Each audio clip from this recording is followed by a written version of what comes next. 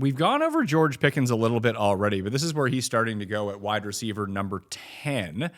That's as high as 21 overall, as low as 27 overall. And just after him at wide receiver 11, Ian, is Rashee Rice. You know, he got those jail workouts in, so he's going to be good to go for the season. He's going as high as 23, as low as 31. So there's not much variance in either of these two picks. They're both firmly back-end wide receiver twos, most likely back-end second round, or very high third round guys. Do you have a preference between these two? Yeah, Devonta Smith or Jaylen Waddle. We're not there yet. I am. Why do we want Rashee Rice? I'm asking you. And listen, maybe people are like, man, Rashee Rice, Mahomes is going to be all right. It seems like Rice can't be suspended for anything he does, so he's just going to play. Keep going, Ian. I know I can hear it in his voice. You're getting him close to dropping an F-bomb on you.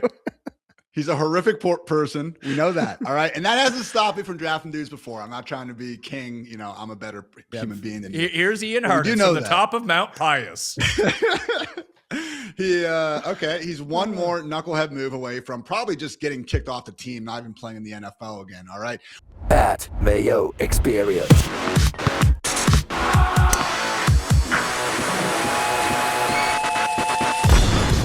Welcome to the Pat Mayo Experience, presented by Underdog. We've already done the tiered rankings for running backs. You can check out those shows on Mayo Media Network right now, or on Spotify, on Apple, under the Pat Mayo Experience, or just hit the description. You can find the show notes, and they'll have direct links to those as well. Additionally, you can find all of the wide receiver rankings we come up with today down there as well. So you don't need to go running around, but you can find Ian's rankings at RotoWire.com in the description, a direct link. Ditto for Jake's at The Athletics, because we're going to talk through player by player and make some wide receiver rankings and tiers. Jake, are you excited? Super excited. I actually wasn't sure what we were even doing today, so it's going to be a lot of off the cuff. I wasn't sure if it was running backs or we already did wide receivers, quarterbacks, or tight ends. So I was just, let's go. This is what it's here for. See, Ian, this is what I like to do. I don't like to tell you what we're talking about. We put you on the spot. You guys are knowledgeable enough, obviously, that you can talk off the cuff with this, and we can make true rankings and have a good conversation about it. Stay ready so you don't have to get ready, Pat. You know that. I do. So let's start off. Jamar Chase, and we're doing this for half-point PPR season long. Not best ball, season long is what we're talking about here, just like they were for our running back rankings as well. There's a ton of good best ball stuff. We want to hammer down on the season long stuff as we go through it. Before we do start, though, I do find it interesting that, it's not so interesting that it blows people's minds, but we usually, when we do our shows in the season, we don't focus on the good players at all, because those players are just on people's teams. Like if you have Christian McCaffrey, does it really matter whether he's 2 or 7 for a week? You are playing Christian McCaffrey. And it's really about the guys ranked between 30 and 50 that make the most difference at each position, because that's your wide receiver 3, your flex spot, your running back 2 if there's a bunch of injuries. What are the actual decisions you need to make? When we do the pre-draft stuff, you know who your sleepers are generally going to be, and everyone has their favorites, even everyone watching is going to have their favorites as well. But what really is important is getting the top right, because that's actually how you draft. And these are the guys that you don't have to think about the entire year. So the difference between Jackson Smith-Njigba and Puka Nacua, I feel, becomes a huge difference in getting that right. Oh, I thought you shook your head, Ian. I thought you were about to jump in with that. I thought there was words agreeing. coming there. And yeah, look, I think so, Pat. I think the reason we don't spend a lot of time on it is because if most people still drafting snake and not auction, you either have a chance at them or not. Like, unless you're drafting the 3, 4, 5 spot, you're not going to have a chance at the top 2 running backs or any of the 3 wide receivers in the top tier, at least for my top tier. So that's really why. You're right, though. Like, you don't want to be the one that says, man, I took, of these 5 that are supposed to be the clear top 5, I took the worst one, or the one that ends up being a second round value. So it is worth discussing, I think, but that's why most people just kind of move on, because it's like, unless I'm drafting there. If I'm drafting at 9, this discussion it's not even relevant to me. Well, I do think that if you have pick number 3, I do think that there is a discussion here, because Jamar Chase is going as the first receiver off the board, which gives you access to him and every other receiver, presumably that's available, because Gibbs and Bijan are going 1 and 2. Now, there are situations where Chase is going 1, obviously, that you wouldn't have a chance to draft him here. We're talking about most drafts. He's going as high as 3, as low as 4, and that's across the NFCC, Fantrax, Yahoo, ESPN. NFL.com. We're putting them all into one where you can see the range of outcomes of where these guys are being drafted. The only difference in any of these is Chase is going number 2 at Yahoo, 4 on ESPN, 3 everywhere else. Puka is going at 4 on Yahoo and everywhere, but 3 on ESPN. He's actually being drafted above Jamar Chase. So if we start with Chase, obviously the bull case is there for him being by far the best receiver. Is there a case, Ian, for him being the number 1 pick? Full PPR, I think you can start getting that through your head. I still would just lean towards the explosive running backs who can catch 80 passes in their own rights that are also, in the prime of their career. So I will be going Gibbs and Bijan 1, 2, but Chase for me is the clear-cut wide receiver 1 here. Clear-cut in terms of, Puka deserves, I guess, a seat at the table. But for me, it's like we think both guys are absurdly talented. They are in the prime of their careers. We could each see both of them getting 180 targets. But one of them has a 38-year-old quarterback. The other one has Burrow, who's like low-key kind of get up to 30. Much more confidence in the Bengals defense while being improved, still not being great. Rams defense could be an absolute juggernaut now with Myles Garrett and maybe even freaking Aaron Donald coming back. Could be a little more running in LA this year. So that's just enough of a tiebreaker for me.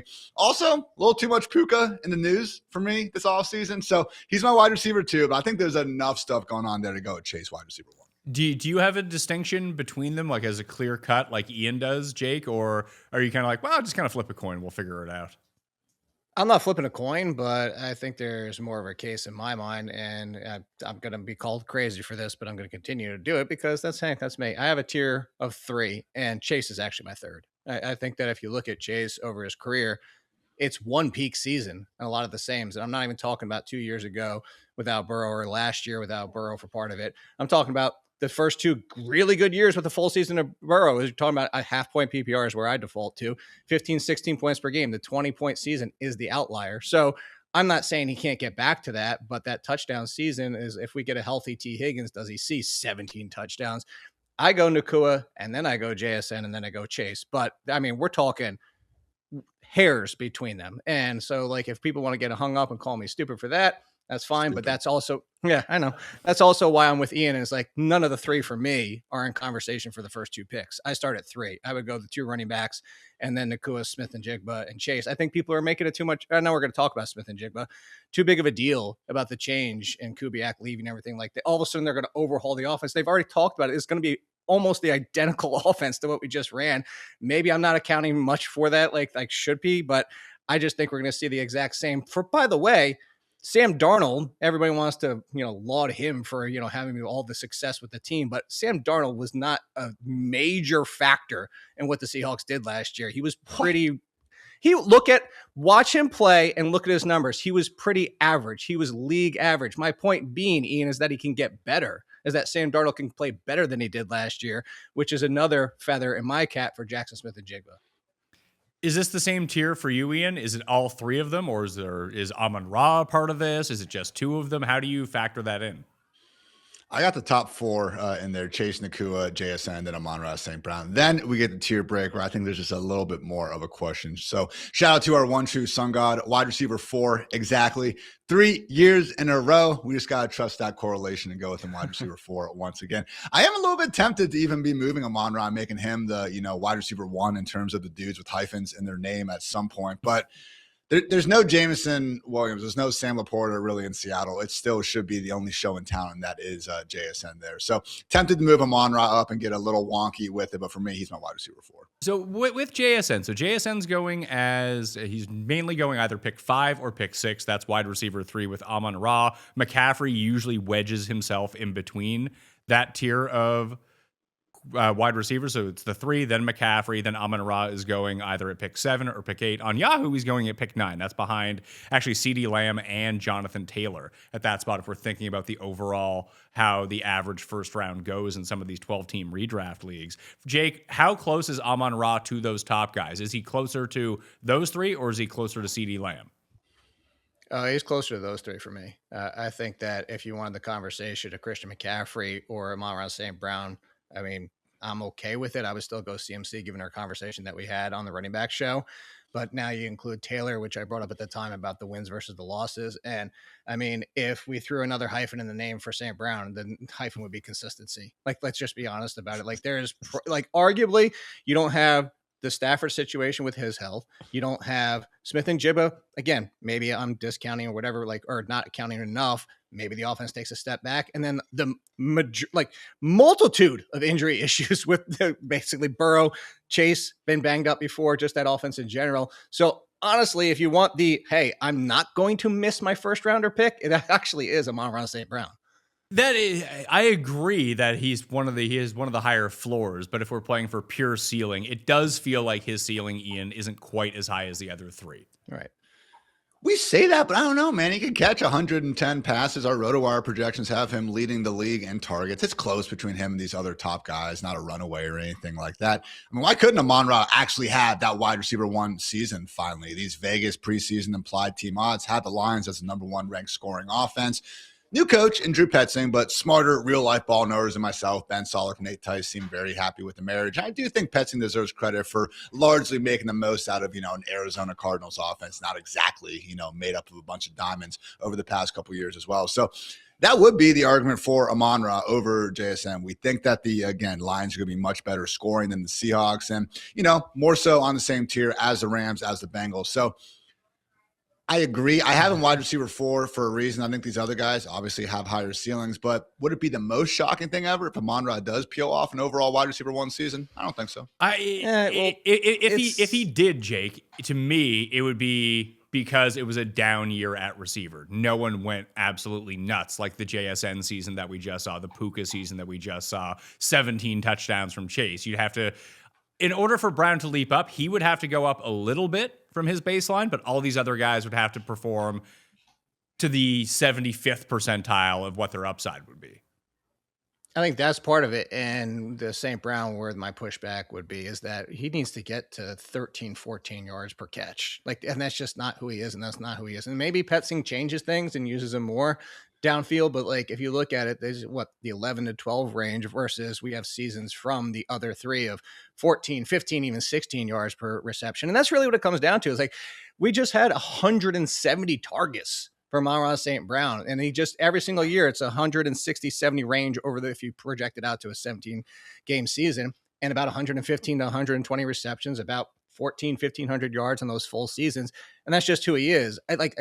If he got there, would I fall out of my chair shocked? No, but I would actually be surprised to differentiate between those two words, just because, like you said, I think it would involve the other three taking a step back, and then somehow St. Brown got up to 14 yards per catch. If you had, the Lions are running hot. Sorry, Pat, real quick. The Lions are running hot this year with their schedule, though. As we know, we don't want golf outdoors.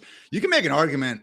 It sucks. It's week 17. That's in Chicago, January 3rd. I don't love that, but that's pretty much their only real outdoor game all season long. They're at the Bills and Panthers on week 2 and week 4. Arizona has a roof if they want it. They're in Miami in week 9. It's freaking Miami. And they got the Falcons and Vikings, obviously, in domes there. So that could be going Mr. Goff and Amon-Ra's way as well. Yeah, just good weather games the entire time. So at 4for4, you can use code Mayo at 4for4.com, by the way, to get access to the full draft kit. You get the projections, everything like that. There's different levels to this stuff. It's like being in Kramer's apartment.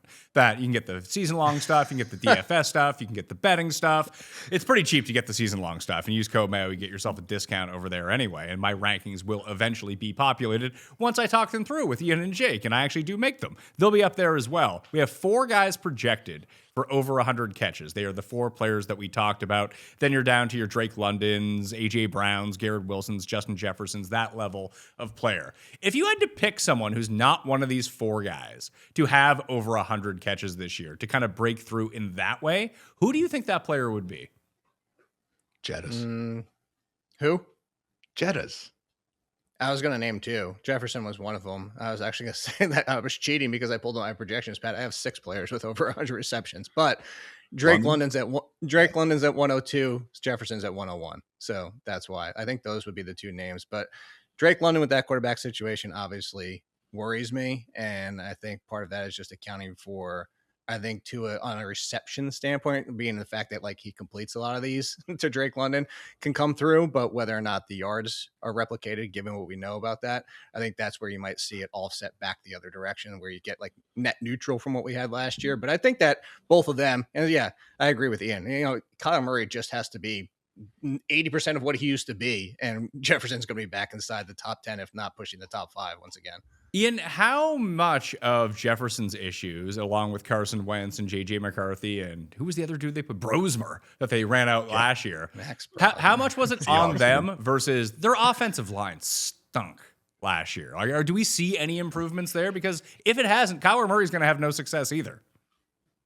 Didn't help matters, obviously. And, Kyler, it's this weird thing where we're not allowed to still bring up. Maybe we are. I don't know. But, like, Kyler is short, so it's tough for him to see over that bad offensive line than taller, normal-sized human beings. So you got to worry about that when the big issue for J.J. McCarthy allegedly was them not actually using that middle of the field area that we saw so much of Jefferson's production come from with Sam Darnold in 2024. That said, KOC, smart guy. Even if Kyler isn't a perfect match for his, alleged system that he has run in the past with Kirk Cousins, Carson Wentz, and Sam Darnold and these guys. Again, KOC, I would like to think, can play to a newfound strength of his quarterback that actually includes being able to run around, having a big arm that can actually work out a structure and do things of that nature. So I hear you. We'd always want the offensive line to be better, but I just don't want to be overthinking arguably the best wide receiver in the NFL being as cheap as he has been in the last handful of years. So for me, Justin Jefferson, 17-game target pace of 161 in his time with KOC. And again, even if Kyler last season wasn't the best version that we've seen, when he was targeting his wide receivers in weeks 1 through 5, guys, they had a 74% catchable target rate. Jetta's all season was only 66%. So plus 8% difference, second highest of these main wide receivers have new quarterbacks. Let me reframe this another way. So don't think about projections. That is there a mid receiver going like 15 to 40 right now that could take that leap? If we can identify the right profile. Like Waddle. I would say that technically like Chris Olave is the right profile for 100 catches. I don't think he gets there, but he fits the situation, the talent, and the schedule, where they're playing, the opponents, a bad defense to keep them throwing the entire time. Like he would be a candidate. My pick would be Jaylen Waddle for this, by the way. That's what Ian just said was Waddle, so I'll let you guys speak to that so you can go further. I want to throw one thing on the offensive line. Last year, Chargers second worst, Cowboys third worst, Bengals and Ravens both, and Lions all inside the bottom 10 for pass blocking. So that doesn't mean that the quarterbacks can't have success. But anyway, you guys talk about Waddle, and then I'll throw in my take for the other player. Where was Minnesota? Minnesota was actually pass blocking. Looks like, why can't I find 14th? So above middle of the pack. I don't know. Watching them, it does not feel that way. That there was just. I agree, but that's why the PFF grades are they are still humans out there making their opinions just like we do. Yeah, they still employ humans over there. I'm not sure. They did. They originally had, when you were there, Ian, at PFF. That's when they still had humans. Can't confirm. And now it's just AI making grades on players. Maybe that'll be better. Who knows? So before we get into Waddle and things like that, let's make this tier, because it sounds like it's a tier of 3 or a tier of 4. We can argue about that. So I've written in Jamar Chase, the way that we're making these rankings, that it's a 2-man vote. So whoever gets voted in, that's where they stay. If it's 2 no's, then we drop them down in the ranking. So right now, Jamar Chase. What's that? You guys might as well vote on the top 3, because I'm going to be the odd man out on all of them, I feel like. Well, Puka Nacua or Jamar Chase? Chase. JSN or Puka Nacua? Puka for me as well. So JSN or Amon-Ra St. Brown? Smith-Njigba. I'm going JSN too. See, that was easy. 1, 2, 3, 4. Chase, Puka, JSN, Amon-Ra, just like they're being drafted. Why even watch this show when you could pull up a list? So you can get a terrible take like mine. I don't know if it was that terrible. I've seen more terrible takes, Jake. Now, I guess the question that we have to figure out here is, Ian, you would put all these guys tier 1. Jake, you would not? No, Amon-Ra St. Brown leads off my next tier. I think I'm with you on that, because I do think that I think in my mind, like if I was to pocket these guys together in terms of where they fit on my cheat sheet, on my list of where I'd want to draft them, that sometimes when you make these tier lists that, yeah, there's guys obviously you prefer. They're at the top of the tier, but you're feeling like you can get the same within 10% fantasy points out of them from the top to the bottom.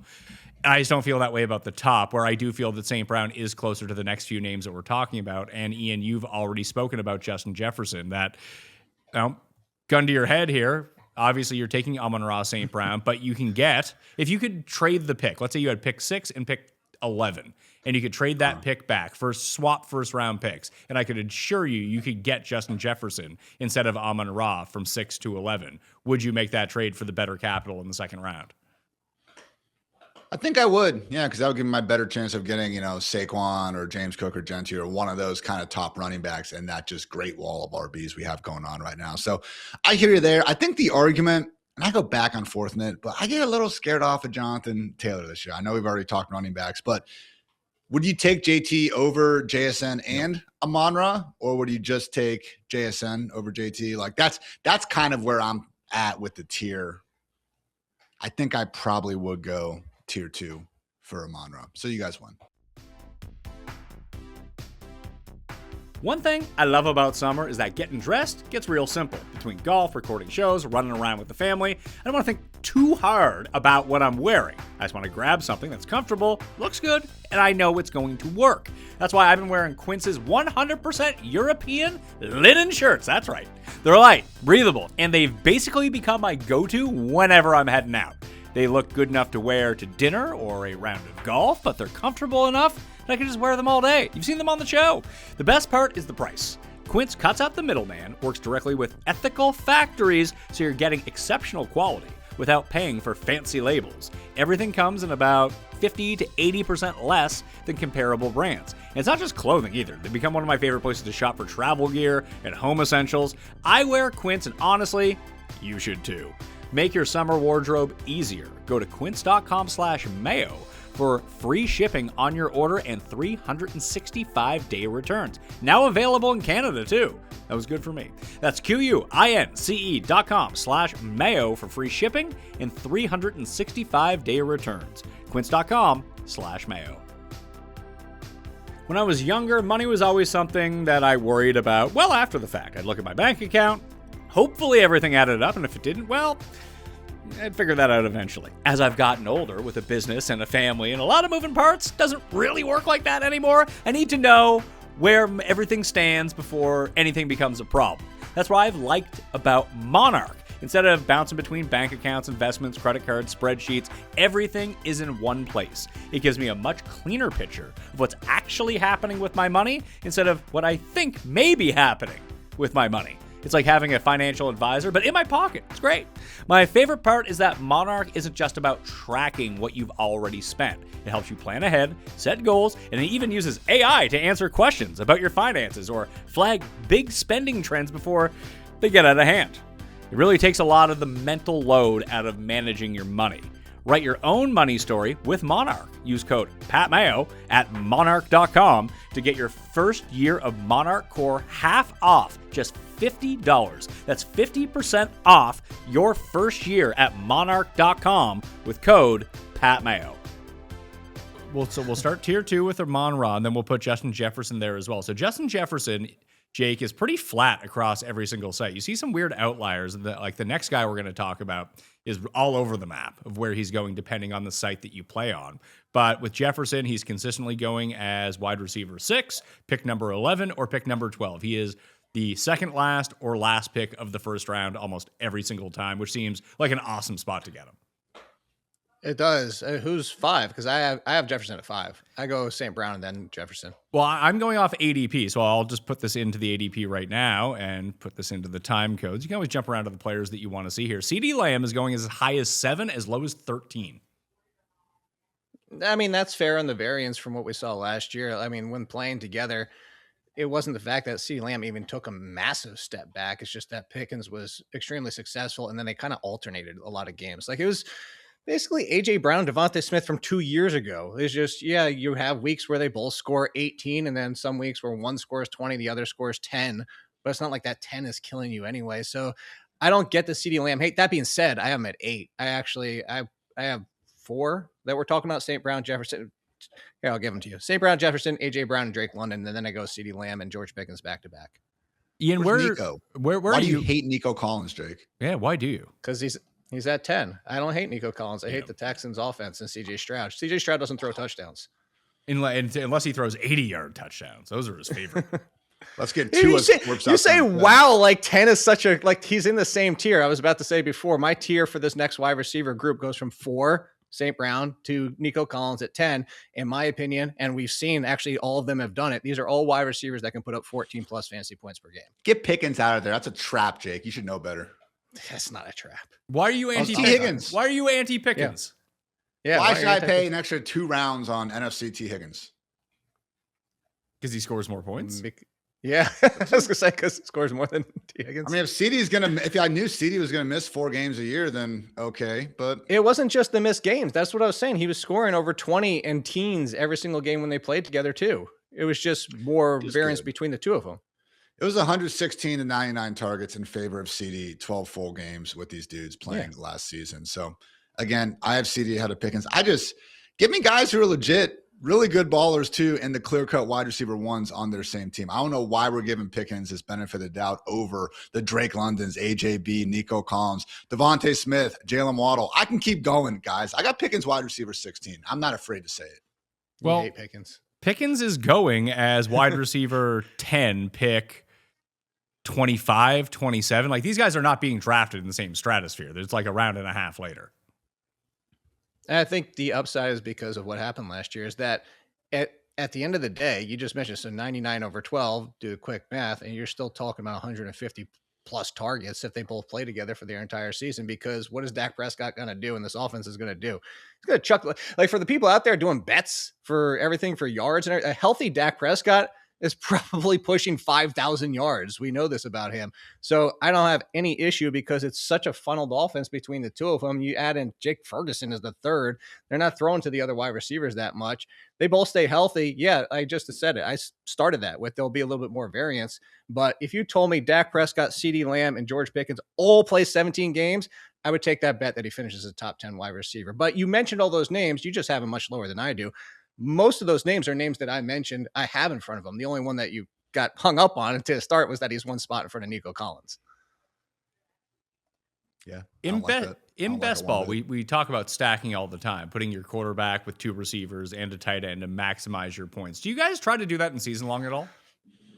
No, but unless like if it's a tie break, like if I get to round 5 and it's like, hey, I already have wide receiver blank and or like I drafted Chase to start and, Joe Burrow's there. Like, and I don't really love the running backs and wide receivers. I'll do something like that to tie break in seasonal. But and to one more point past this is I'm also the one that like, I won't get so hung up. I'm like, oh my God, it's my third player from the same team. Like, even if we were throwing Chase Brown in the discussion, like I'm not going to get hung up as long as it's a good offense. I'm not going to try and add a third player from the Dolphins.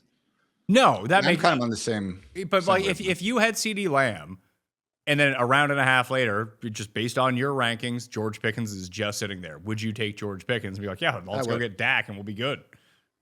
I would. I want to get like that. And that's probably where I would stop, though. Like, I don't want to go too overweight in a seasonal. But that's the thing. I think it's like, fine, but I don't like doing that. I don't like clicking the second guy, the same wide receiver on the same team. I just don't like it. I'm not saying it's wrong, but the human in me.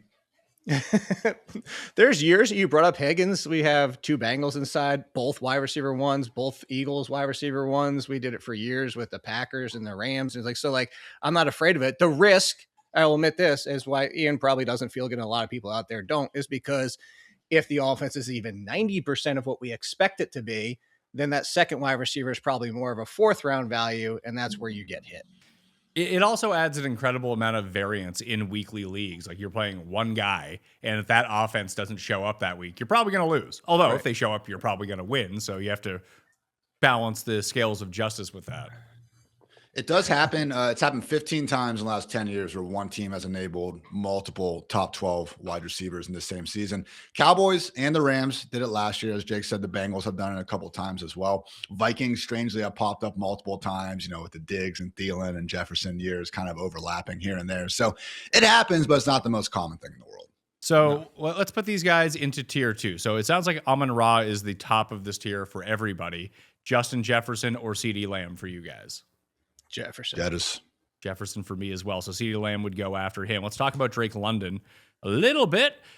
He's going to have... Are we convinced that it's going to be Tua for sure? Like, we're not getting Michael Penix back here? I mean, at some point, maybe. But to start the year, I think it is definitively Tua, it sounds like. Is that a good thing for Drake London? On the receptions, maybe not the yards. That's what I was bringing up before, is that, like, the biggest thing is that Tua can complete the passes all day long. It's just, does he complete them and get more attempts, 20+ yards downfield? The big thing that people overlook, because a lot of it was what Tyreek Hill and Jaylen Waddle, to bring his name back up, were doing after the catch and in Mike McDaniel's offense and scheming them to catch the ball in pushing into more open field. So Drake London doesn't really have a similar skill set to those two wide receivers. He's the different your prototypical outside, big bodied, really talented wide receiver. That's my concern, is that now if you pull back Drake London and pull him back into some more of the middle of the field or some more in routes instead of some more downfield opportunities, does he still have the receptions? Still gets 105 or whatever it is, but now the yards have taken a step back.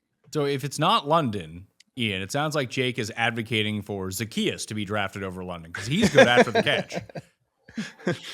I actually think Zachariah Branch had gotten a little bit too much hate. He could just fill up on some of these. He could be like a pint-sized version of Jarvis Landry, for this Kevin Stefanski offense going on. So I don't doubt the ceiling of Drake London. He's the only show in town. With Penix, hilarious, 17-game pace of 188 targets. So that dude just force feeds London the football whenever they're together. But I do have concerns about this offense and Tua. Like we just give Stefanski the benefit of the doubt as this great play caller and offensive mind because he knew to give prime Nick Chubb the football a lot like 5 years ago. I mean, that has been a dumpster fire of an offense in Cleveland. And I know the quarterbacks have been very bad, and I will put more blame on them. But it's the Atlanta Falcons, guys. Like the fact that they just so quickly grabbed Stefanski, they've made one questionable move after another over these past couple of years. And now we're bringing in Tua, who at this point in his career is a bad decision maker with no mobility, who doesn't want to get, God forbid, another concussion. So he just gets the ball out of his hand as fast as possible. Like, I understand 2022, 2023, Tua was fine. Prime Tyreek Hill is not walking through that door, though. So I do have concerns, man, about Drake London. Again, if you had to look at these top 9 guys and say which one just not even in their control, but the offense dooms them and they finish like wide receiver 21, I think it's Drake London. I'm kind of on the same wavelength as you, is that it feels like there is incredible downside to this. Although when you look at median projections for what these guys are going to do, there's the top 4 and the next closest guy to them on a ceiling alone a lot of the times is Drake London because of that potential upside, the target share that Ian talked about, Jake, that it makes him a really interesting prospect in drafts. The issue for me is, like, when we're taking a look at ADP, he's going at pick 206. That's, as high as 14, as low as 20. There's just other guys around here I think I would just feel better about. And that's what I go back to, is that the receptions aren't so much my concern with the target shares. I think he can get the completions. But to give you an example, like to just pull back, like let's say he stops catching 13, 14 yards per reception because of Tua, and you pull him back to 11.5, 12, like you get Amon-Ra, St. Brown, and now you're talking about why just doing that alone, and the projections drops him down to wide receiver 12. So in mine, to be clear, but that's the point, is I don't disagree with anything that Ian said, that of all these wide receivers, he's in this tier for me, but of all these wide receivers, he has by far the most risk because a lot of it is out of his control. Well, the next guy that we're going to talk about, I think, actually does carry a similar part of risk, but let's put him into the rankings right now. Would you go CeeDee Lamb or Drake London? CeeDee. CeeDee, barely. CeeDee for me, too. So London's going to go after Lamb for the moment. No, not Siri. Phone. I know, mine did the same thing. the rainbow screen popped up on me. I was like, oh, well, here we go. Next player in ADP is, actually, it's Nico Collins. I'm going to skip him for a second. A.J. Brown, wide receiver 9 pick, as high as 19, as low as 29. That would be on Yahoo. Average pick around 2.10, which is the 10th pick of the second round. I think that he actually does carry an incredible amount of risk, Ian, because he's just kind of a head case. But he's also another one, not necessarily being the only show in town, because I think that Romeo Doubs with the Patriots actually has some value here, and they still have all of those tertiary pieces that they had from last year who were mimicking as wide receiver ones outside of Steph Diggs, but Diggs was only playing like 55% of the snaps anyway, so all these guys, your Hamiltons, your Pop Douglases, my guy Keyshawn the Butte Man, he was out there as well. Brown has an incredible opportunity to post millions of fantasy points, or he might just be reading a book on the sidelines. Hamilton, is that guy real? Kyle Williams. I'm thinking. Okay. I was gonna say, it's like a Broadway show about him. Yeah, I would love to see Pat's guy Booty get free. Send that dude to the Colts or Washington. Quit holding out for Brandon Ayuk's freaking idiot ass at this point. Go get yourself some Keyshawn Booty. Free this man already. But I see both sides of it, man. Last year, we all saw what happened. Unmotivated AJB had the hamstring injury going on to start the year. Didn't look good. Had some bad drops. That Chargers game was rough. 49ers, playoff game. And he still finished wide receiver 11 when you look up the numbers at the end of the year. So that was like the worst version we've seen. I know he's getting a little bit more up there in age. I don't love the degenerative knee quotes that we get going on in some of these reports, but Drake Maye is going to be the best passing quarterback of his career, and it might not be particularly close. Should be. I know what you're saying about Dobbs. I don't think AJ has the same chance to get like 180 targets as these other guys, but comfortably 130 plus. You just sent a first-round pick for the dude. And it's like if Drake Maye, who just freaking arguably could have won the MVP, just a couple votes away from doing so. God forbid this dude gets even better in his third year playing professional football. That's the bull case for A.J. Brown. So I do have him in London, actually behind Nico Collins, because I do think some of those fears are real and realized. I will say for me, what some of these issues with A.J. Brown and Drake London have made me more willing to do is take Brock Bowers in round 2, guys, because that is someone where I think could separate. And if I don't want to mess around with the potentially getting older wide receiver with knee problems or the Tua Tagovailoa-led Falcons, just take the perhaps generational tight end.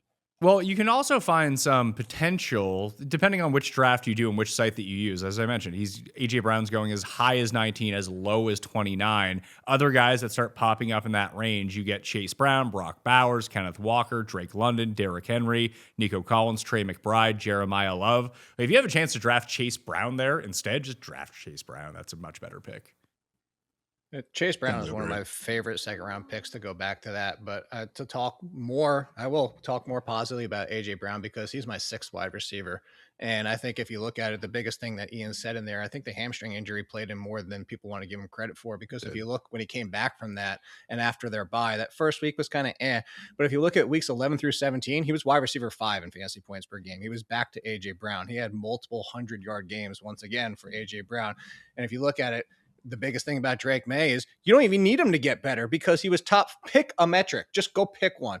In yards thrown downfield of 20 plus air yards. Those attempts, he was top 5 in everything you can find, from EPA to completion percentage to accuracy, like anything you want. And I think that's what you look for with A.J. Brown is that mesh fit is arguably, like, forget the fact that Ian said it's the best passing quarterback. It's just a perfect fit too. And I think that's what we're going to get at A.J. Brown.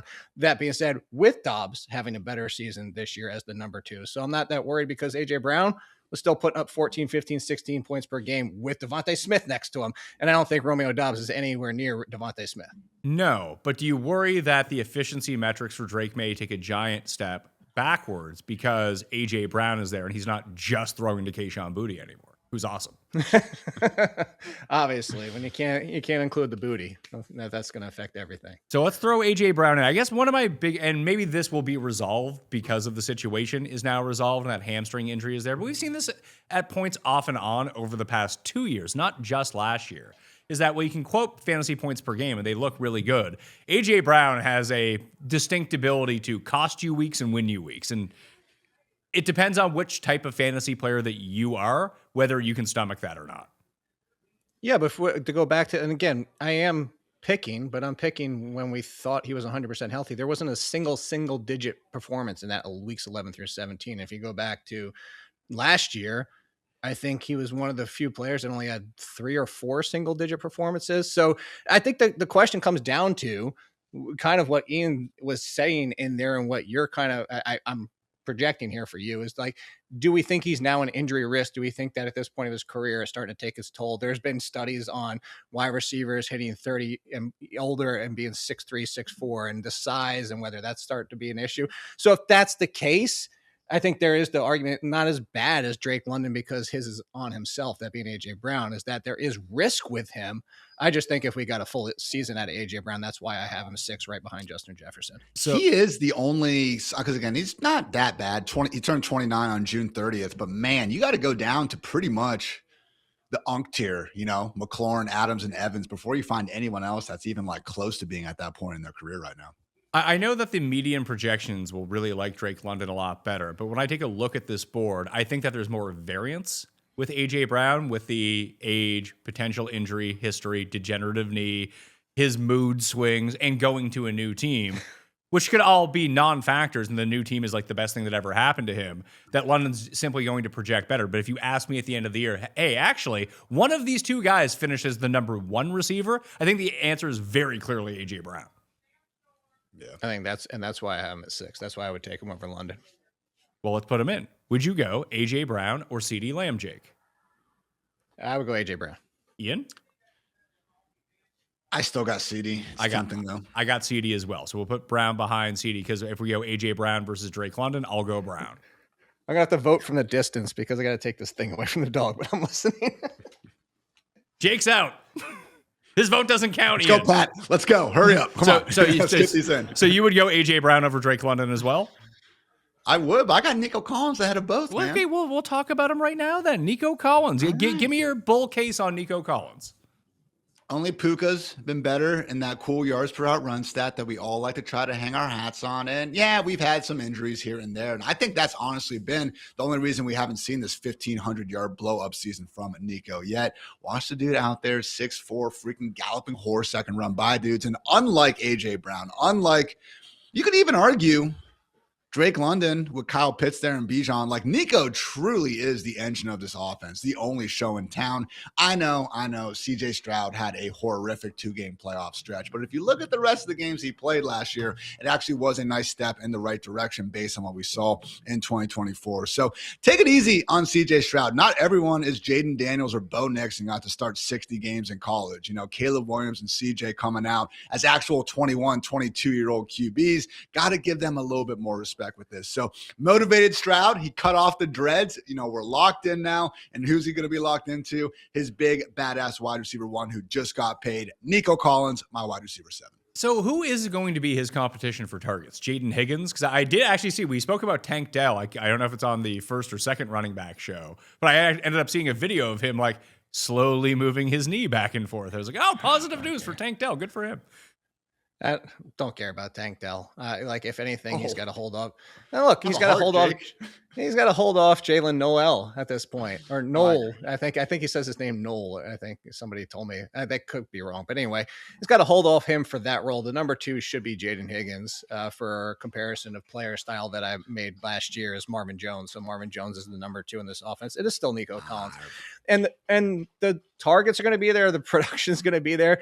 I just go back to the reason I don't have him this high is just I don't see a world where, and this is from somebody that likes CJ Stroud and tried to buy a signed helmet, but I lost the auction, is that the fact is like he's just not somebody that throws 35 touchdowns that are going to be somebody. And maybe I'm wrong. Maybe CJ Stroud has his breakout season and I look stupid on this one, but I just don't think the touchdowns are there for Nico Collins. And that's my biggest factor. The yards, you're talking about the thing I brought up earlier, 14 yards per reception. He's going to be in that range. If he was getting 150 targets, we'd probably have him even a little bit higher. I just don't know if he gets to that, and I just don't think he gets the touchdowns. I'm more on team Jake. Still at 10. I'm more on team Jake here solely because there's the touchdown factor, but I think it's just a fundamental philosophy of how Houston wants to play football. They're going to play great defense. They don't want to leave anything up to chance with the offense, so they're going to go David Montgomery run. And then the first look is going to be, hey, is Woody Marks escaping from the backfield? Oh, wait, no, there's Nico down the field. Maybe we can try to throw to him. It's not a similar the Giants Dable offense is basically what you're saying. Or the Texans offense from last year. Now, if their defense was absolute dog shit, this would be such a better fantasy situation for Nico Collins. But it isn't. I know that defense doesn't necessarily going to be sticky year to year. That are they going to be as dominant as last year? Well, history would say no. That's just not a repeatable thing that happens. But they're probably going to be a top 5 unit at, I want to say at worst, but like that's the range that they're going to be in. They're going to be hard to score against. They're going to suck the air out of the ball, try to play slow games, run the ball a ton for reasons that remain unknown on 1st and 10 every single time. And they're like, we know you're running. It's like, oh, we're going to do it anyway. Maybe you do something long enough. It's like, when you're betting red at roulette, Ian, just red. Eventually you get sick of betting red and you just, you bet black, not the Texans. They're just sitting there. I'm betting red, and I'm colorblind. That's the only color I see is red. That's what them, and that's what they do for first down runs. That's their entire game plan. Taking shots at you, Ian. Colorblind, man. I see. I'm not colorblind. What are we going for? Look, I see what Pat is saying. I made a note. I want to look into that because I wouldn't be surprised if that's true, but I've never actually ran numbers. Like, would wide receivers on teams with awesome defenses be worse and running backs be better? Could be something to look into, because Pat, like before when we were saying, all right, who in this other two could potentially catch 100 passes? I mean, everything we're saying also could apply a little bit with like Jaylen, Waddle, and some of these other guys. We got the Texans, we got the Broncos. But then again, I mean, the Seahawks, we saw that didn't stop JSN from doing his thing last year. So it's not going to be 100% hit rate either way, but it's an interesting point. But I guess my point is more about the philosophy of the team. The Seahawks use their great defense to get aggressive on offense, which is exactly what you would want for an alpha wide receiver. Like I don't know how much better in real life JSN is than Nico Collins, but if you swap them positions, it would be Collins putting up the JSN numbers just based on the style of offense that they play with the similar opportunities around them. That, yeah, JSN could be twice as good as Nico Collins in real life, but if you simply put him on the Texans, the opportunity for him to do that just would not be there, because that's not how the Texans manufacture, unless they completely blew up the offense and have a different philosophy. I just doubt that with DeMeco Ryans still there. Like he wants to play a certain way, and even if it doesn't work, they're going to play that way anyway. That's a lot. You kind of just a very eloquent way of saying what I was thinking, Pat, of like what the situations matter. Listen, you're the ones who do the research and have the good takes. I'm here to filter it through for the audience. That's my own. But okay, that is hitting record that's a on. fair concern. I can hit record and focus a camera. That's all I can do. You guys are the sharp ones. That's a fair concern. I get it. That's why I got Amon-Ra, Jetta, CD. I don't think we have as big of issues as we do with Nico there. Is that enough, though, for AJB, who we just talked about, probably has more competition, has the knees, has the attitude problem? And then Drake London with even if you aren't sold on CJ Stroud, we're definitely not sold on the Tua freaking Michael Penix partnership either. So I think between those three, it's interesting. I can see the bull case for each. I think they do belong in this tier. Personally, I'm writing an article right now, wide receiver tiers, and I have this one as overall wide receiver one upside. I do think there's a scenario where all these guys we're talking about have a great run out and they can finish atop the league, particularly if we just see not quite as great of, Jamar Chase and Puka as normal. But Nico, AJB, and London, that more than anything, I don't think all three of them are going to boom. One is going to bust, and it's important we figure out which one. Well, let's try to do that right now. Would you go Nico Collins, or we know where you're at, Ian? I mean, maybe this comes up to me because you have him at the bottom and you have him as the top of these guys. So I guess it comes down to me. Do I like A.J. Brown or Nico Collins better? I like A.J. Brown a little bit better, and I think I like Drake London a little bit better as well. But I think that the distinction that we need to make here is... Slam your microphone, Ian. The distinction that we need to make, in my mind, is it sounds like there's tier 1, tier 2, and tier 3 of all these receivers that we just talked about. That there's the top 3, then the next 3, then these 3, then there's another tier break. I'd be fine with that. I actually go 6, but I mean, I'm not going to get that upset about that. Yeah, but what I'm saying is that you have those 6, but I'm splitting them in 2. And I think that the St. Brown, Jefferson, Lamb is one tier, and then Brown, London, and Collins is another tier. You have your established high upside guys with, outside of injury, very little downside. And then you go to tier 3 where it's a lot of the same, but there's also these like little nitpicky things that go with them that the other 3 I just don't think have.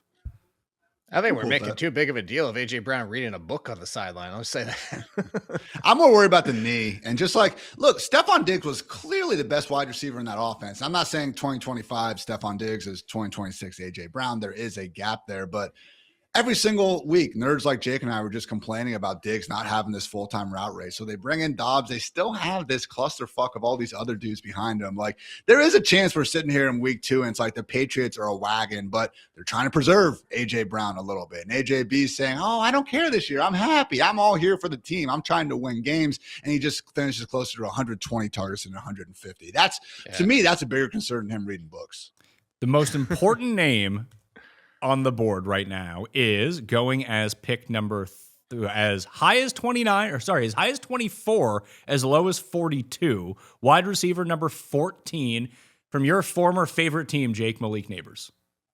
That's way too high.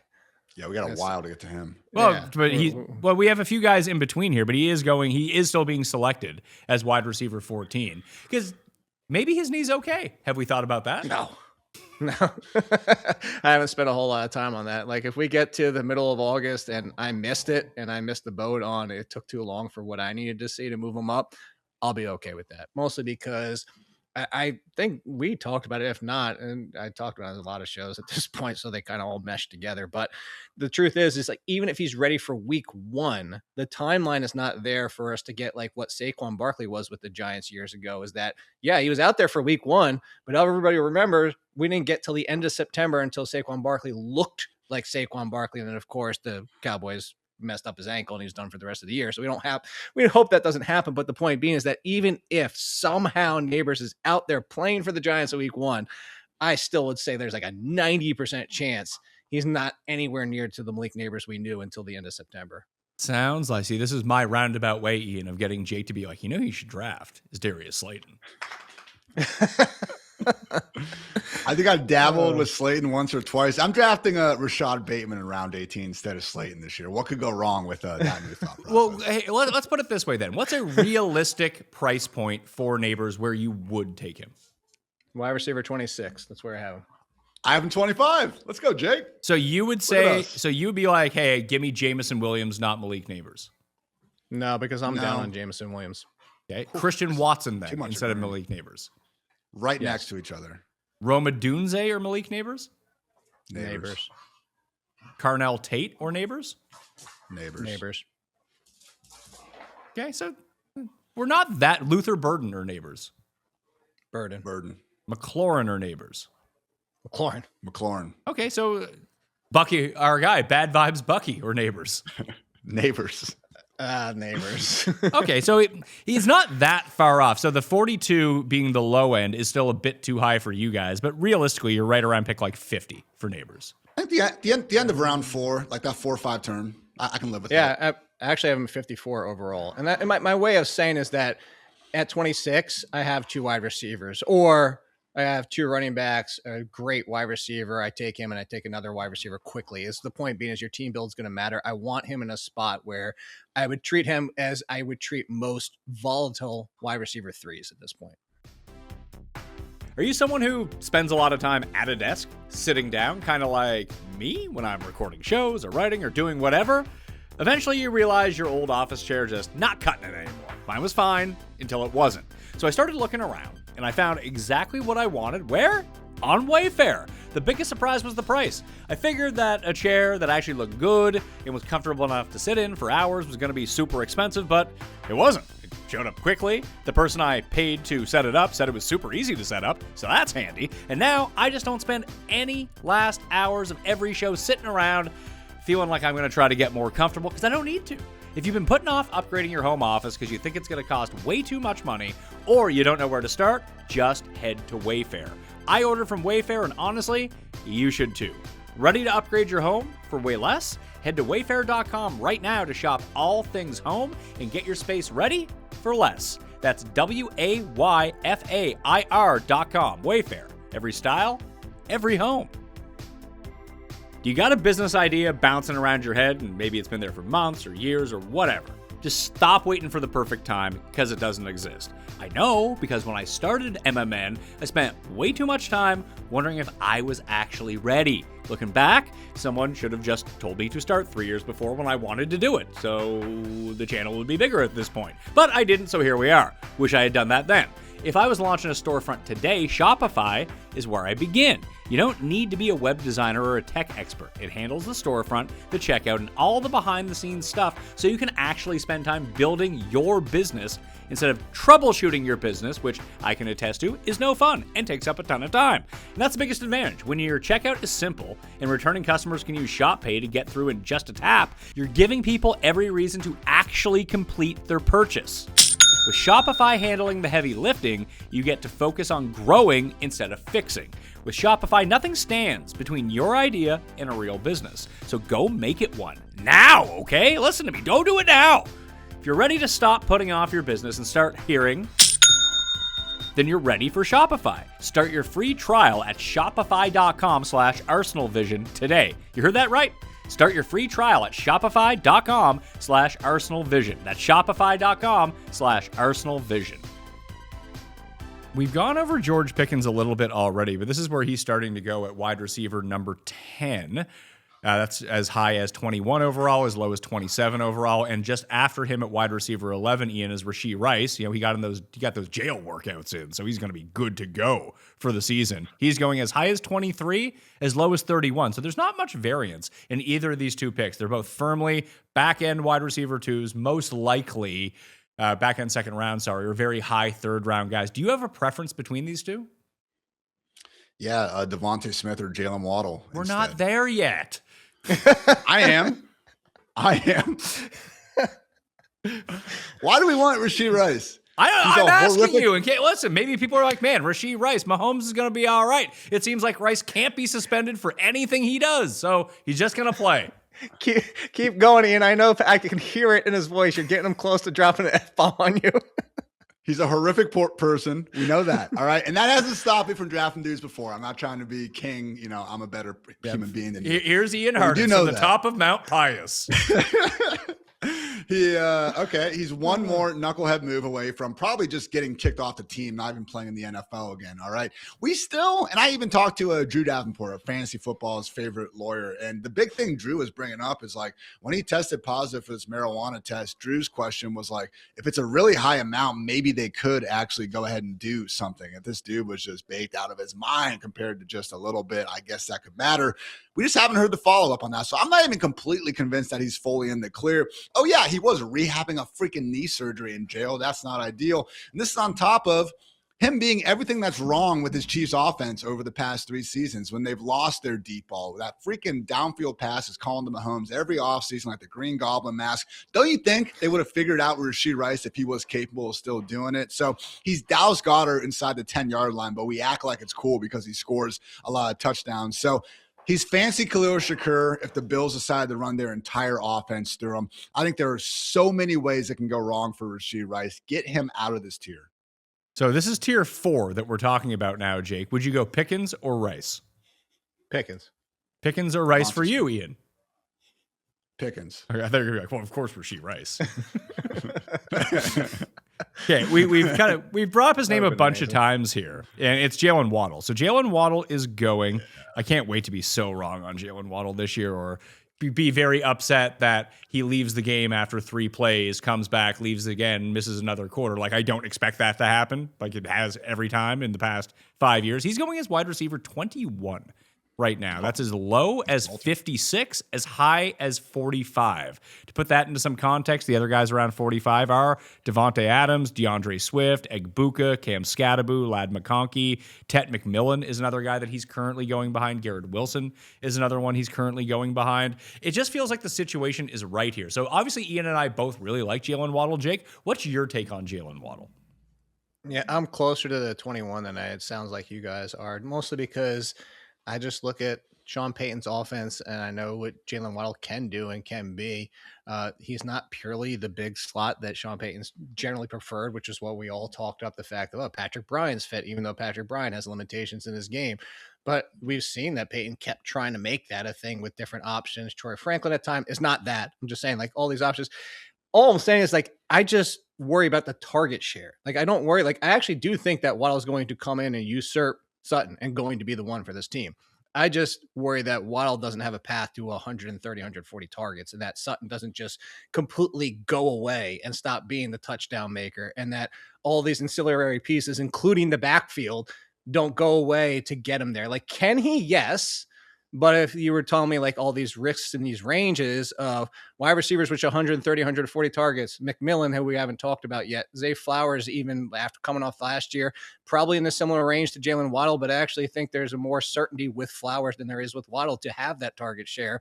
Terry McLaurin, Devonta Smith. So it's not that I like, it's in the same tier again. This is another one where like you guys have him there. I don't think you're crazy. I just think he's got more competition than a lot of the guys we haven't talked about yet. So Jake's more in line with ADP. My one pushback, not necessarily even a pushback, Ian, to what Jake said, is I agree that he won't get the amount of targets that we're looking for from even a Devonta Smith or Rashee Rice or even Zay Flowers that are all going ahead of him. I just don't think that he needs to have that target share to perform. I'm not even saying he couldn't get there. Bo Nix just led the NFL in pass attempts without someone like Jaylen Waddle in that offense. We don't care about the tight end room. RJ Harvey, That loser, that's why we're fading Jaylen Waddle this season. Wow. Couldn't be me. So honestly, I think him and Devonta Smith, who we seem to consensusly agree is like a low-end wide receiver 1 this year. I'm sorry, Eagles fans. Jalen Hurts is a better quarterback than Bo Nix, but I don't think it's a different stratosphere in terms of what they can produce in an offense. Devonta Smith and Jaylen Waddle, 2 guys over the course of their career. We consider them overqualified wide receiver 2s, guys who are very capable of being wide receiver 1s. In Jaylen Waddle's case, we've actually seen him put up fantasy numbers as a wide receiver 1, even while sharing an offense with Tyreek Hill. No more Tyreek Hill. We have Courtland Sutton, going to be 31 in October, a little bit long in the tooth at this point. Where it goes wrong is that Bo Nix is really bad and Courtland Sutton is more involved than I'm expecting. But I just think there's even a lot of room for these guys to coexist because, again, Sean Payton, this whole, we don't want to mess around with the Sean Payton offense. Is that because the Broncos have been trotting out Troy Franklin and little Jordan Humphrey? Hey, what about the fact that Sean Payton's one of the best offensive masterminds last 20 years? No, little Jordan Humphrey wins over bets on his reception props and yardage props, okay? Do not besmirch little Jordan, okay?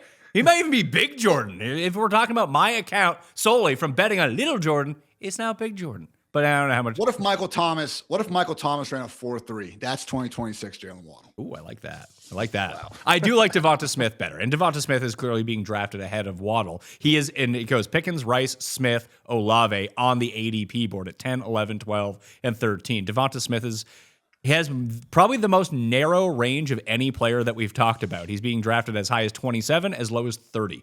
So he is almost, you get to pick 2 of the 3rd round and you take Devonta Smith. That's where it's going. So I want to throw these 2 guys in the tier 4 rankings that we have. Ian, would you go Smith or Pickens? Smith. Jake? Pickens. I think I would go Devonta Smith. So it'll be Smith, then Pickens. Let's throw Waddle in. So would you go? Hey, Pat, I got another one for you real quick. Devonta Smith-Njigba. Yeah. I'm on. You know where you heard that from? You heard that because that's what I called one of the rookies that. Oh yeah, you stole it from my Jake. I can't believe you're such a. I hear Jake say something and then I wait 2 months until I unveil it. You know? Smart. Just I knew that. Check out those bookmark notifications on X. It's all just Ian on anything cool Jake says. I mean, he posts an article that's after reading mine. You know that. Come on. Would you go would you go Jaylen Waddle or George Pickens? Waddle. Pickens. I think I would still go Pickens. Would you go Rashee Rice or Jaylen Waddle? Waddle. Rice. I will take Waddle. So Waddle. So the tier 4 now looks like Devonta Smith, Pickens, Jaylen Waddle, Rashee Rice. Now we can talk about Chris Olave, whose name has popped up a few times here. Surprised not yet. Well, he is wide receiver 13 coming off the board, as high as 26, as low as 30. So he is very much like the choice you seem to have is Devonta Smith or Chris Olave. I think the ceiling is higher for Chris Olave. I feel like he gets there 2% of the time, so I'd rather take Devonta Smith. But the amount of time, it's almost like when Waddle comes limping off the field, you're like, oh, of course he is. This happens every game. Every time Chris Olave gets hit, Jake, I think he's out for the year. And somehow he was okay last year. Yeah, Jaylen Waddle seems to have the Julio Jones late career legs out there. But the thing is with Chris Olave, we kind of said it at the beginning of last year, is that if he could stay on the field, that's our concern. But that many concussions was also a major concern. And he makes it through the year, which is this one I find interesting. Like, I have Olave at 12, and I don't understand why more people aren't on Olave. It's kind of like similar to the Christian Watson situation, which we're not to him yet.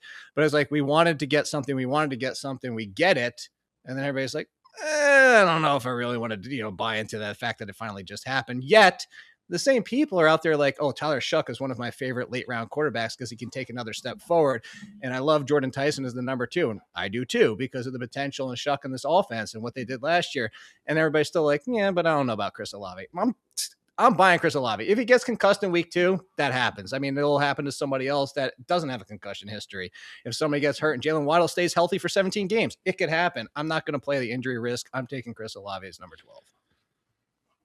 It is curious to me with Olave. He kind of had like a Michael Wilson second half, but he's given so much more credit for it. Shaheed got traded. Brandon Cooks was like the wide receiver 3 on this team the first 10 weeks of last year, and they finally got rid of him, and he went to Buffalo to add another jersey to that closet. Like, okay, congrats, Olave. I know everyone took him. He did some great things down the stretch. I think he's like the wide receiver 2 in the fantasy playoffs. Congrats on going off against the Jets and the Titans during your final 2 weeks of the season and everything. But this schedule was piss poor. He was the only show in town. So yeah, now we add someone in Jordan Tyson who I'm not convinced, he could honestly be better than Chris Olave when it's all said and done. I am concerned here. This is honestly a situation where we're talking about Devonta Smith, Jaylen, Waddle, like Olave could very well be in a 1A, 1B situation in a bad offense. I'm not crowning Tyler Shuck's ass. I do think it was very schedule induced on just a bad football team that didn't have much going for it. So Olave's been a wide receiver 3 throughout his entire career, other than one second half of a season on a bad football team where he was the only guy to throw the football to. I do think it's different to say, I think that Tyler Shuck is a good late round pick at quarterback versus where he's going, versus taking Chris Olave at the beginning of the 3rd round because you believe that Shuck could have a better season. The gamble on Shuck having the better season is that, hey, I get him in the 15th round. This is great if this happens. If it doesn't happen, no big deal. I can go find someone else. You do not have that same privilege with Chris Olave and where he has to be taken. No, but Shook is part of the second half that was better with Olave, is the fact that we went from garbage passer who can only throw it 4 yards a time to somebody who actually knows how to throw the ball 15, 20 yards downfield, who actually knows how to throw it to Olave's hands. And for I still all believe Ian's, in Spencer Rattler, for the record. So, he can have them every day of the week. For the truth is to push back on Ian on this one, you still look at it. Yeah, Shaheed wasn't even there. He still had 21% of the target share for this team this year. And that's what I'm saying is like, there's still 21% from him. There's Juwan Johnson at 18. Alvin Kamara had 7%. And then you trickle down to V. Lee Brooks and others had 7, 6 or whatever. It's not that like Chris Olave can still get his 27 with Tyson and others still. Like there's a ton there. He only had 27%. It wasn't like we're talking 37% like Jackson Smith-Njigba. And that's where I would agree. If that were the case, 100%, but we're still only talking 27. I still think that's a realm that Olave can live in and get another 150 targets this year. Olave or Devonta Smith? Olave. Smitty. I'm going to go Smith. Pickens or Olave? Pickens. Olave. Pickens for me. You should know that the Pickens is not going to be the answer by now. We're almost there. It's a part of the show that we're going through the names so people can be refreshed with the names. Jaylen, Waddle, or Chris Olave?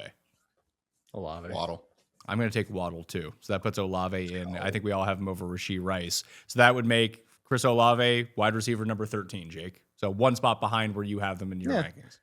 Well, I'm still finding out that you guys don't want to draft together for wide receivers, but drafting with me, either one of you are cool because we're just not going to be on the same page. And we'll see. We got Brian Thomas Jr. up next. He is going. What? No, we don't. You're lying. No, Are you looking at 2025? I am. I'm looking at last year's numbers and seeing what we're doing. No, Zay Flowers is up next. So Zay has been better than maybe I ever give him credit for. It feels like he sucks. And he's good like 4 times a year. But the numbers would actually show you he's a pretty good. But I don't know if I would want him like pick 9 of the 3rd round, going as high as 37, as low as 41. Just not my. Can you guys sell me on Zay Flowers at this spot? I think I'd rather just take any other position and just not have Zay Flowers. I'll sell you on why he should be here and not much higher. Well, not higher and really not much lower because he's discounted Amon-Ra St. Brown. Like, that's just the thing. It's like without the touchdowns, you don't get the 10 to 12 touchdowns potentially, but you get very similar production on a per target basis. You're also not getting 150 targets. So you're just getting discount Amon-Ra St. Brown. Zay Flowers is going to be Zay Flowers is going to be Zay Flowers. And that's fine. He should be in the teens. And if you want that really solid wide receiver too, I'm cool with it at this point. I'm with you, Pat. Like the biggest pushback I always had on Zay Flowers was that the touchdowns aren't there, but he's been remarkably productive on a consistency basis. Is that even in the year that Lamar threw 41 touchdowns, was it still he only caught 5 or 6 of them? It's just that's just never who Zay Flowers is going to be. I think I would rather, like in my mind, Ian, I think as sad as this sounds, and we'll see, it seems like the Geno Smith stuff is past, but I think I'd just rather gamble on Garrett Wilson being awesome this year rather than taking Zay Flowers. I mean, I just think there's actually more competition for Garrett to deal with now after they got the pair of first rounders. And come on, like we do want Lamar over Geno, and it could honestly be Kate Klubnik in December when we're trying to win playoff games. So I'm not going that far. The touchdown stuff is crazy though, because he scored in week 1 last season. He did not score again until week freaking 15 out here. Yeah. So week 18 game, I don't I don't like saying take away a player's good games and what do you have, but he did. One of those was a busted touchdown, busted coverage against the Steelers. And then Lamar just made a ridiculous play to avoid being sacked. So I think Zay is a little bit underrated. We got like Antonio Brown doing whatever AB's doing, throwing shots at Zay and everything. He was one of only 6 guys with 1,200 yards last season. You can look at the rest of this roster and see, a path to him getting 150 plus targets. I just think the Ravens could be a little bit down on offense this year, right? We lost Tyler Linderbaum. That offensive line could be trouble. And if that offensive line is in trouble, Lamar, as he gets a little bit older, loses a step. We saw what kind of happens last year. And just, man, I respect Todd Monken, and I'm tired of all these new play callers who got a cup of coffee for Ben Johnson once in a while, like actually now being seen as these guys who are going to improve the overall offense. DeClan Doyle, Sean Mannion, all these guys, man. Like, if you want to look at the Kevin Petula Eagles and say anyone can be better, I will grant you that. But I don't think there's enough stock being put into this Ravens offense potentially being bad. It's propped up by a bunch of old dudes and Zay Flowers. Let's be honest. It does feel like it's the positive spin. It feels like it's going to hit a wall at some point and just fall off a cliff. I don't know if that year is now, though, Jake. I don't either. And here's where I'll say positively. I do not disagree with Ian. Like, all these new offensive coordinators, we're not going to have 100% hit rate. Like, they're all going to be better. The offenses are all going to be better, or even the same or better. There's going to be offenses that take a step back. That's the risk when you have this kind of change, especially for lesser experienced quarterbacks. The one positive I will say is that Doyle, and from the reports, obviously we're not the ones that know exactly what Doyle is thinking, but there's a lot of people that report it. Is there going to be a lot more play action involved in this offense? That's where Declan Doyle comes. No, you roll your eyes at that. Lamar Jackson. Play action. Oh my gosh. Lamar Jackson, number 1 or number 2 in touchdowns, first downs, completions, yards. Like, he is top. What'd they rank 5. in play action last year? Would you let me finish here? Yeah. He ranks top 5 in play action over the last 5 years in what he does in all these metrics. So implementing more of that in this offense can only be a good thing, is my point. I'm not saying it's a guaranteed to hit, Ian. I'm just saying that Lamar Jackson is one of the best play action passers in the league. How often do the Ravens run play action versus your average offense? 14th most last season. That's my point. Exactly, which is why it's going to get better. That's already above average. Oh, they're going to use some pre-snap motion too? Just the craziest stuff you've ever seen here? Like, give me a break. Yeah, because that hasn't Lamar's worked. Gonna line up under center. Hasn't worked for Kellen Moore and Kubiak and all the people that end up doing it. Did I say it's a guarantee to hit? Absolutely not. Did I say this is a positive for everything you just said? You know what? I let you have all your negative takes. I try to present something positive, and it's like, nope, that's dog shit. Let's move on. The fact that people are acting like Todd Monken was holding back Lamar Jackson. Look at his numbers with Greg Roman and everything he did with Monken now. So come on, play action. Play action. Zay Flowers or Chris Olave? Olave. Rashee Rice or Zay Flowers? Zay. I mean, if we knew Rashee Rice. Well, we're doing a draft tomorrow. Where are you ranking them? Not Rashee Rice. Flowers. So Flowers so that's where Flowers is going to go. One spot behind Chris Olave right now. Who else do we got on this list? I just had it pulled up in front of me. T. Higgins. About Tetairoa McMillan. We got T. Higgins up next though. And why would you draft Ted McMillan? In front of Tetairoa? Hey, that's where he's being drafted. We have T. Higgins at wide receiver 16. We can talk about these 3 as a bunch. T. Higgins, wide receiver 16, as high as 34, as low as 46. Garrett Wilson, wide receiver 17, as high as 35, as low as 40. And then Ted McMillan, as high as 32. So going the highest of the bunch sometimes, but also going the lowest as 44. ADP 16, 17, and 18 in your 12-person draft. This is the first 3 picks of the 4th round, if that's where you're looking. Which guy would you like to tackle first here? I would take McMillan first of those 3. Okay. Why? Because I get I know the cokeheads out here like Ian are going to come for us, and maybe that's what everybody's panicking about. The guy, let's be real. I believe in what, I say this all the time. What is the team telling you? The team gave him a contract that they didn't really need to give him, almost 12 million per year. They clearly know he's going to be the 2. Like, they believe that. So, pay attention. The Panthers believe that Coker is the 2 on this team. All that being said, that's not to the detriment of McMillan. It's not like McMillan had a 50% target share. So if Bryce Young is just the same kind of junky Bryce Young he was last year. Why can't McMillan just repeat? And if everybody thinks that there's a little bit more that maybe we can squeeze out of Bryce Young before he's potentially just a backup in the NFL, and we love that for Jalen Coker, then why can't McMillan just be the same, potentially not even better? He's the one on the team. Higgins is the two. I agree with Ian. Like, I love some T. Higgins. We've seen T. Higgins finish as a top 10 wide receiver when healthy for a full season with Joe Burrow, but he's still the two. I'm still going to take the one with McMillan, even though it's with a lesser quarterback. No question about that. So how would you rank those three guys, Ian, in order? McMillan, Higgins, and Garrett Wilson. Higgins, McMillan, Wilson for me. I dabble with McMillan being higher because I get Jake's point about, yeah, he is the clear-cut one there. It's just so hard for Bryce Young to throw for not 4,000 yards, 3,000 yards. Like, that's the bar we're constantly having trouble getting to in Carolina. They have the most expensive offensive line in the league. I think it could be much more of a run-first attack. Defense should be a little bit more improved as well. So I got T-Mac, wide receiver, 19. It's just, it could be the least productive. Not the least productive. It could be the second least productive passing game outside of Miami this season, and we shouldn't be that surprised. Well, Garrett Wilson could be on that list too. I'm kind of torn on Wilson because I see a big bull case for him just because I think that he is so skilled, and now he has someone that could maybe deliver him the ball. And all I see, I log on to the internet, which is a terrible idea. Although I know you good people are watching this on the internet, so smash a like while you're here. But just full of these 80 Mitchell takes. Look at the separation rate on 80 Mitchell. Dude can't fucking catch a ball. It's outrageous.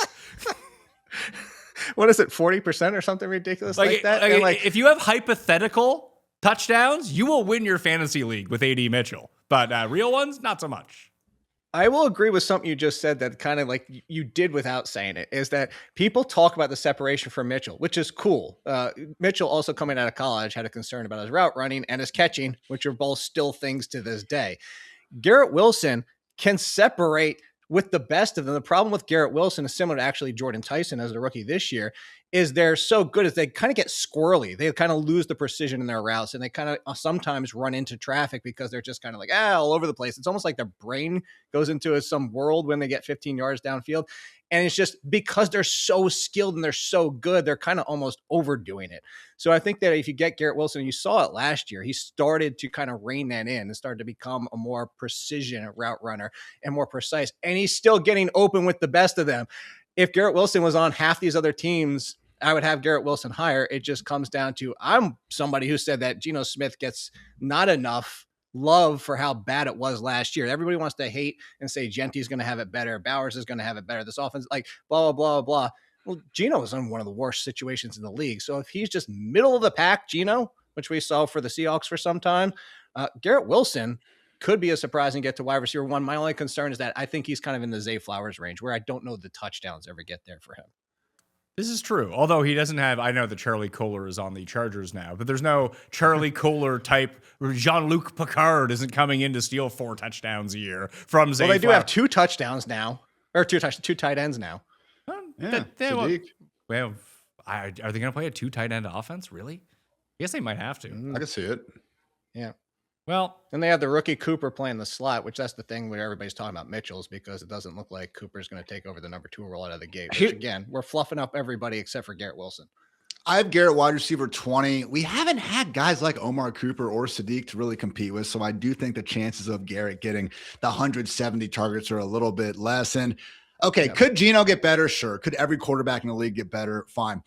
At the end of the day, he's a 36-year-old journeyman who just led the NFL in interceptions and sacks. All right. I know it wasn't a good situation, but like, we think the Jets are going to be bringing out a better version of this guy. Clearly, Geno's been spending the last 6 months just doing great things. So I know he's off the cuff now and not really looking at a suspension, but okay. And then even if you can get there, I know that the tackles, like the Jets offense, if you just took away the logo, like you can squint and you can, I think, see a better situation than we give it credit for. Frank Reich, that's who he landed on. The guy who took 2024 off and then led the Stanford Cardinal to like one of the worst offenses in college football last year. No confidence in Reich, no confidence in Geno. This is the first year I've been this low on Garrett Wilson, and it does scare me because I think this dude is so damn good, but too many guys, I think, with cleaner situations to rank him too high. All right, so I will say this. Okay. Geno 2 years ago, 3,600 yards and 20 touchdowns, and that was 15 games. Like, you give me over that 17, guess what? It's an extra 1,000 yards and 5 more passing touchdowns than what the Jets did last year. I don't even need him. That's my point. I don't even need him to be good. I just need him to be like just function as a quarterback for the Jets. We're not getting 17 games out of him, though. It's the same thing with the Cardinals. All right. If I knew I was getting Jacoby Brissett for 17 games, I feel okay about throwing a dart on Marv. It's going to be Carson Beck in December, just like it's going to be Cade Klubnik here for the Jets. And that is not good. Maybe he's awesome. If it's Cade Klubnik, if it's Cade Klubnik, then the Jets are even worse than they were last year. Hey, I've been told that he's the future. Well, you listen to Tim too much. Well, I talk to him a lot. So let's throw these guys in. We'll close out tier 4, maybe reevaluate it when we do part 2 of the receivers. Would you go T. Higgins or Zay Flowers? Zay. I would go barely Zay. Okay. Would you go T. Higgins or Rashee Rice? T. As of today, T. Higgins. Me too. Okay. Tet McMillan or Zay Flowers? Tet. Zay. I'm going to go Tet because I don't like Zay Flowers. Garrett Wilson or Zay Flowers? Zay Flowers. Zay. T. Higgins or Garrett Wilson? T. Higgins. Rashee Rice or Garrett Wilson? Oh, Rice. All right, so that's where he's going to go. So those are the rankings as of this show, us voting on it and pulling it through. Let's see if we can figure this out. Tier 1, Jamar Chase, Puka Nacua, and Jackson Smith-Njigba. That's Tier 1. Tier 2, as agreed upon and voted on by us, Amon-Ra St. Brown, Justin Jefferson, and CeeDee Lamb. Tier 3, A.J. Brown, Drake London, and Nico Collins. We are currently still doing Tier 4, but as of right now, it stands Devonta Smith, George Pickens, Jaylen Waddle, that's the big jump up versus ADP. Yeah. Chris Olave, Tet McMillan, another big jump up. Zay Flowers, T. Higgins, Rashee Rice, and Garrett Wilson. Those are all the receivers that we talked about today. And we'll be talking about more next week when we do part 2 of receivers. Ian, you're over at RotoWire now. Tell everyone about what you got going on over there. And that, again, they can find all your content down in the description. The direct link is right there. Got the ranks going, got the YouTube page rolling. Going to be asking probably both of you guys to come hang out over on that side of the street here soon enough. So just getting into it, been kind of flying through positions weekly by weekly. But once we get into August, guys, really just trying to do everything possible to get those strategies, get the ESPN, Yahoo, wherever you're playing, get those minds right. Plenty of drafts along the way. It's just living the dream, Pat, talking about football every day, getting to hang out with 2 of my best buds, Jake and Pat. Life's good, man. Jake, theathletic.com. So if people want to know where you have the guys that we'll talk about next time, like Lad McConkey or Romadunze, Italy's finest, they can find all your rankings, your content up there at theathletic.com. What do you got coming out soon? Actually, just today, the breakout, well, depending on when you're watching. This is going to come out in like 14 days. Yeah, so like, all right, it's already been out. Quarterbacks, running backs, wide receiver. The breakout series is already out, and the draft chasms of doom are out. It's just basically kind of doing what we're doing, is showing the tiers and why they matter. All right. Like the discussion. I hope all of you enjoyed it too. If you missed the running back shows, hit the description or just sub to Mayo Media Network. If you don't like watching video, you like listening to audio, Spotify, Apple, wherever you get podcasts, search the Pat Mayo Experience. You'll find it all up there. And code Mayo at 4for4.com will get you the early bird discount on everything 4for4 draft kit wise, if that's where you want to go. The projections are already up there now, along with all of the tools that can help you win your drafts. We'll be back next time. Until then, I shall remain Pat Mayo. Okay? See you next time. Pat Mayo Experience! Experience!